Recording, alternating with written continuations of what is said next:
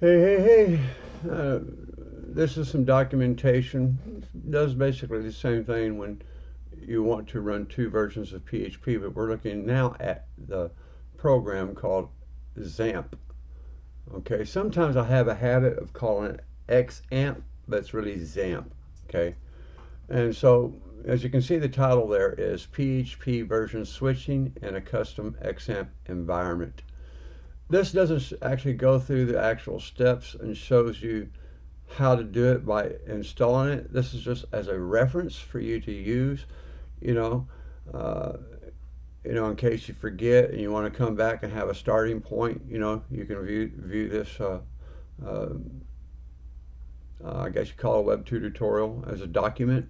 Okay, I created this document just for this person.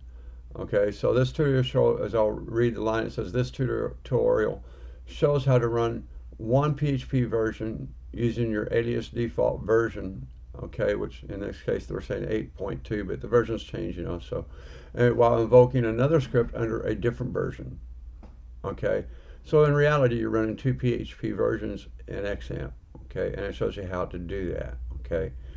And so your base directory expectations would be c.xampp1 or c.xampp2 if you install it that way, okay. And then your project folders live under cxampp1.htdocs. Okay. Now, setup steps. Install additional PHP versions of Xampp if you already don't have them. Okay. And so you can actually you can go and download them. Here it shows you the versions, so it's dealing with the versions there, and you can do it through windowsphp.net if you want to do those. Okay, but anyway, so and then you got to rename the PHP binaries. Okay, and so it goes through basically the same step in renaming the binaries, okay, for your versions as in the other document. Then you update the path for a command line interface, okay, which gives you both access to versions, okay, and you'll do this right here. All right, and then usage examples is given here. Default script php info.php. Okay, if you remember in the first script we talked about creating a PHP info script. Well, Xampp already creates that. Okay, but your alternate version, you'll have to redo that. And then so you have PHP 74. Okay, and then you have that script there.